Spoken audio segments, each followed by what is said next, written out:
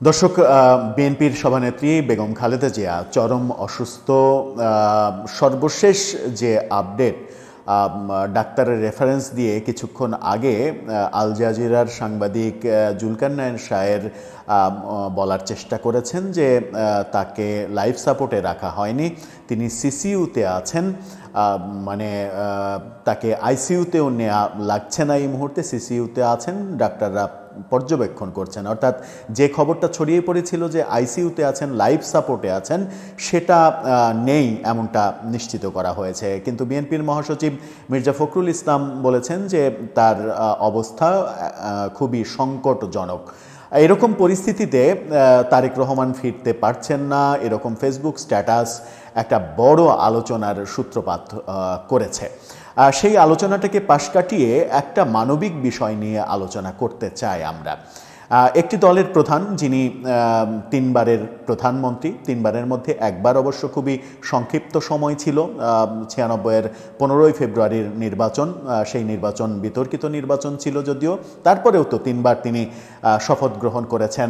তিনি সাবেক রাষ্ট্রপতির স্ত্রী, সেই হিসেবে এবং বাংলাদেশে দুই বড় দলের একটির জনপ্রিয়তম নেতা, এবং বাংলাদেশে তিনিই একমাত্র মানে নির্বাচনের ক্ষেত্রে রেকর্ড করেছেন যে যতগুলো আসনে জীবনে নির্বাচন করেছেন সেই নির্বাচনে কখনো হারেননি।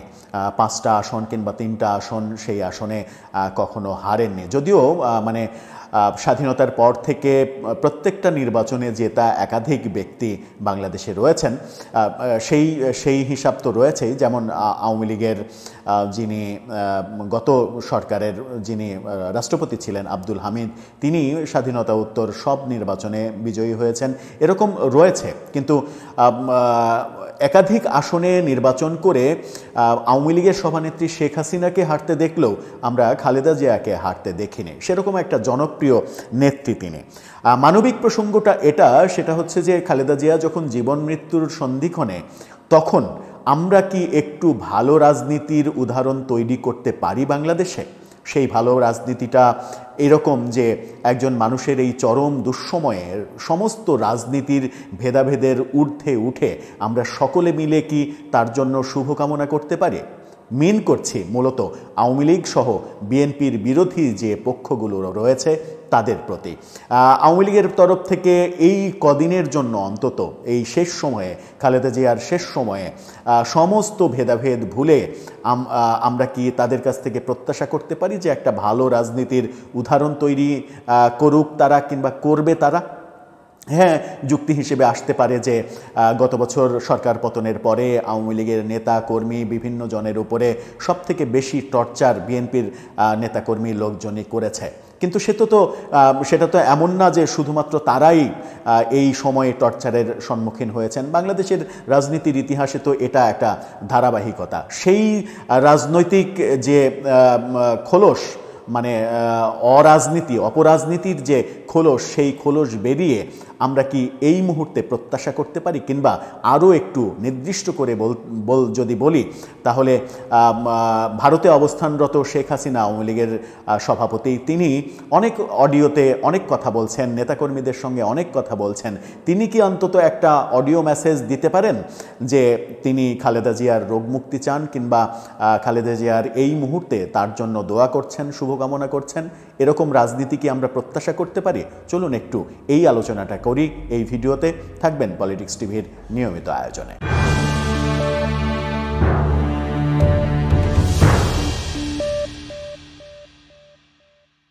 দর্শক, বলছিলাম বেগম খালেদা জিয়া চরম অসুস্থ, সংকটময় অবস্থায় রয়েছেন। বিএনপির তরফ থেকে বলা হচ্ছে এয়ার অ্যাম্বুলেন্স রেডি আছে, যদি ডাক্তার পারমিট করেন, তার শরীর যদি পারমিট করে, সেরকম অবস্থায় যদি শরীর যায়, তাহলে এয়ার অ্যাম্বুলেন্সে তাকে সিঙ্গাপুরে অথবা ইংল্যান্ডে নিয়ে যাওয়া হবে। ইংল্যান্ডে নিয়ে যাওয়ার চেষ্টাটাই মুখ্য চেষ্টা। তাতে দুই কাজ হবে, তার চিকিৎসাও হবে, সাথে তারেক রহমান, যিনি দেশে ফিরতে পারছেন না, তার দেশে ফেরা তার নিজের সিদ্ধান্তের উপরে নির্ভর করছে না, এমনটা ফেসবুক পোস্ট যখন দিচ্ছেন, তখন শেষ সময়ে অন্তত মায়ের পাশে তিনি থাকতে পারবেন। এরকম একটা মুহূর্তে আমরা দেখছি যে বিভিন্ন মানুষ, বিভিন্ন জন খালেদা জিয়ার সুস্থতার জন্য শুভকামনা করছেন। আওয়ামী লীগের পক্ষ থেকে সেটা প্রত্যাশা আমরা করতে পারি কিনা, কিংবা জাতীয় পার্টির পক্ষ থেকে সেটা প্রত্যাশা করতে পারি কিনা, কিংবা 14 দল যাদেরকে নির্বাচনের বাইরে রাখার চেষ্টা করা হচ্ছে তাদের কাছ থেকেও এটা প্রত্যাশা করতে পারি কিনা, সেই প্রশ্নটাই আসলে উত্থাপন করতে চাই। এরকম একটা অনন্য দৃষ্টান্ত কি সদ্য মৃত্যুদণ্ডপ্রাপ্ত শেখ হাসিনা দেখাবেন? শেখ হাসিনা তো অনেক অডিও প্রচার করছেন, অনেক জায়গায় কথা বলছেন, নেতাকর্মীদের সঙ্গে কথা বলছেন, উৎসাহ দিচ্ছেন, বর্তমান সরকারের সমালোচনা করছেন, অনেক অডিও আমরা শুনছি। যদিও শেখ হাসিনার কোনো ধরনের কথা বিবৃতি এগুলো প্রচার করার ক্ষেত্রে গণমাধ্যমের নিষেধাজ্ঞা রয়েছে। শেখ হাসিনা যদি এরকম একটা অডিও বার্তা দেনও, তবুও সেটা বাংলাদেশের গণমাধ্যমগুলো প্রচার করতে পারবে কিনা সেই ব্যাপারেও সন্দেহ আছে। তারপরেও যেহেতু সামাজিক যোগাযোগ মাধ্যম উন্মুক্ত, সেই সামাজিক যোগাযোগ মাধ্যমে উদারতার চরম দৃষ্টান্ত স্থাপন করে শেখ হাসিনা কি একটি অডিও বার্তা দেবেন যে সমস্ত রাজনৈতিক বিদ্বেষের ঊর্ধ্বে উঠে তার চাইতে বয়সে সামান্য একটু বড় খালেদা জিয়াকে তিনি রোগ মুক্তির জন্য দোয়া করবেন, শুভকামনা জানাবেন এবং এটা বলবেন যে বাংলাদেশে একটি মানে দুটি বড় দলের একটি দলের প্রধান আপনি, এবং আপনি অনেক জনপ্রিয় একজন নেত্রী, আপনার বেঁচে থাকা উচিত, গণতন্ত্রের স্বার্থেই আপনার বেঁচে থাকা উচিত, গণতান্ত্রিক উপায়ে গণতান্ত্রিক যে পদ্ধতি সেই পদ্ধতিতে রাজনৈতিক বিভেদ থাকবেই, রাজনৈতিক রেষারেষি থাকবেই, তার মাঝেও এরকম একটা ক্রিটিক্যাল মুহূর্তে আমি চাই আপনি সুস্থ হয়ে উঠুন, আবার স্বাভাবিক জীবনে আসুন। সেরকম প্রত্যাশা তার কাছ থেকে কি আমরা শুনতে পারবো? এই কথা শোনার পরে আওয়ামী লীগের লোকজন হয়তো অনেক বেশি ক্ষেপে যাবেন যে এই কথা হঠাৎ করে বলছে কেন। কারণ তাদের যুক্তি আছে। যুক্তি এরকম যে গত 15-16 মাসে শেখ হাসিনা সরকার গত বছরের 5 আগস্টে সরকার পতনের পরে সব থেকে বেশি আওয়ামী লীগের ওপরে টর্চার করেছে তো বিএনপির নেতাকর্মীরা। এটা সত্য যে অভিযোগটা বিএনপির উপরেই এসেছে। মামলা মোকদ্দমা, মারধর, ঘরবাড়ি জ্বালিয়ে দেয়া, এগুলোর ক্ষেত্রে সব থেকে বেশি অভিযোগ উঠেছে বিএনপির দিকে। এটা সঠিক, এটা সত্য যে বিএনপির লোকজন 15.5 বছর কিংবা তারও বেশি 17-18 বছরের যে খেদ, সেই খেদটা এই সময়টা সরকার পতনের পরে খেদটা তুলেছে। এটা সত্য, কিন্তু সেই বাস্তবতার উপরে কি ওঠা যায় না? আমি যখন বলছি যে এটা সত্য, তখন এটাও তো সত্য যে আওয়ামী লীগের আমলে বিএনপিকেও টর্চার করা হয়েছে, বিএনপির বিরুদ্ধেও নানা ধরনের মামলা হামলা মোকদ্দমা, ঘরবাড়ি ছাড়া করা, এই ব্যাপারগুলো হয়েছে। তার মানে হচ্ছে যে বাংলাদেশের রাজনৈতিক কালচারই এটা, যে যখন যে ক্ষমতায় থাকবে কিংবা যখন যে একটু ক্ষমতাবান হবে তখন প্রতিপক্ষকে আক্রমণ করবে, নানাভাবে নিপীড়ন করবে, নির্যাতন করবে। এটাই বাংলাদেশের রাজনৈতিক একটা সংস্কৃতি হিসেবে চালু হয়ে গেছে।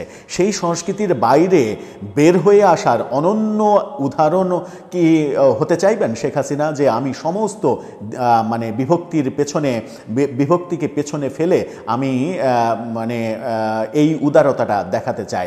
যেমন একটা উদাহরণ কিন্তু তার জীবনে আছে, যখন খালেদা জিয়া ছোট পুত্র আরাফাত রহমান কোকো মারা গেলেন, সেই সময় তার লাশ দেখার জন্য তখন প্রধানমন্ত্রী ছিলেন শেখ হাসিনা কিন্তু তার গুলশানের বাসা পর্যন্ত গিয়েছিলেন। কিন্তু তখনও আমরা মানে একদিকে উদার রাজনীতি দেখেছি যে শেখ হাসিনা তার বাসা পর্যন্ত গিয়েছেন সমবেদনা জানানোর জন্য, কিন্তু সেই মুহূর্তে মানে রাজনৈতিক বিদ্বেষের কারণে তার বাসার গেট খুলে দেওয়া হয়নি, তাকে ঢুকতে দেওয়া হয়নি। সেই মুহূর্তেও সমালোচনা হয়েছে যে বিএনপির এই কাজটা করা ঠিক হয়নি। যেহেতু তিনি গিয়েছেন সেহেতু ওই দুয়ারটা খুলে দেওয়া উচিত ছিল, সেই সমবেদনাটা গ্রহণ করা উচিত ছিল। আবার অনেকে বলেছেন যে বাসার সামনে বালির ট্রাক রেখে বাসা থেকে বের হতে না দেওয়ার পরিস্থিতি তৈরি করে আবার শেখ হাসিনা নাটক করতে যান সমবেদনা জানানোর, এই কথাও আমরা শুনেছিলাম। শেখ হাসিনা তখন প্রধানমন্ত্রী থাকাকালীন যে উদারতা দেখাতে গিয়েছিলেন, যদিও তার আগে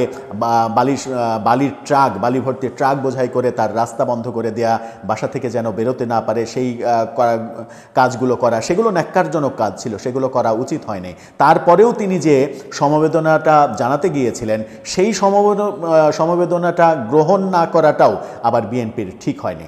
এই যে রাজনৈতিক মানে বিদ্বেষ, এই বিদ্বেষটা আমরা কি কি চিরকালই ধরে রাখবো?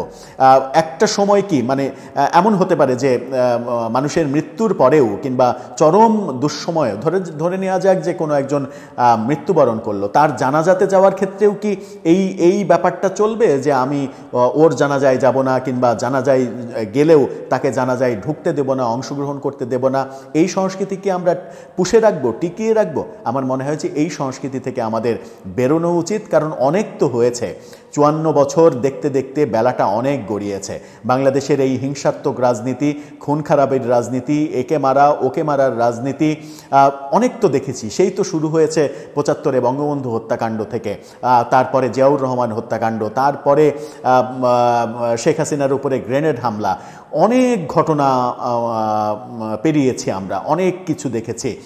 যে যখন শাসন ক্ষমতায় থাকে সে তখন প্রতিপক্ষকে কিভাবে দমন করা যায় সেই চেষ্টায় প্রতিনিয়ত মানে মত্ত থাকে। এই দৃশ্যগুলো আমরা দেখেছি।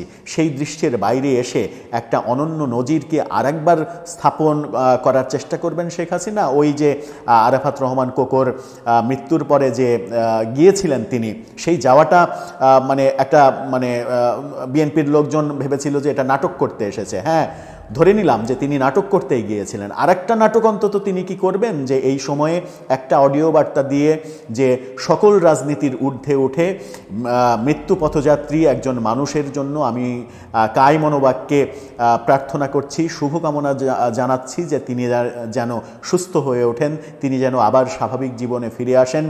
যদি এই ঘটনাটা ঘটে, আমার মনে হয় যে শেখ হাসিনার সামনে একটা অনন্য সুযোগ তৈরি হবে যে শেখ হাসিনাকে নিয়ে প্রতিপক্ষরা যে পরিমাণ সমালোচনা করছেন এবং যে পরিমাণ ত্যক্ত, বিরক্ত, উত্তপ্ত হয়ে আছেন, সেই উত্তপ্ত আগুনে ঘি না ঢেলে পানি দেওয়ার একটা চেষ্টা হবে। যে মানে কি বলবো, যে আগুন লাগলে যেমন পানি দেয়, ফায়ার ব্রিগেড ছুটে গিয়ে পানি দেয়, সেরকম একটা উত্তপ্ত আগুনে তিনি কিছুটা হলেও, এক বালতি হলেও পানি ছেটানোর কাজটা করতে পারতেন হয়তো। এটা ব্যক্তিগত আমার অবজারভেশন।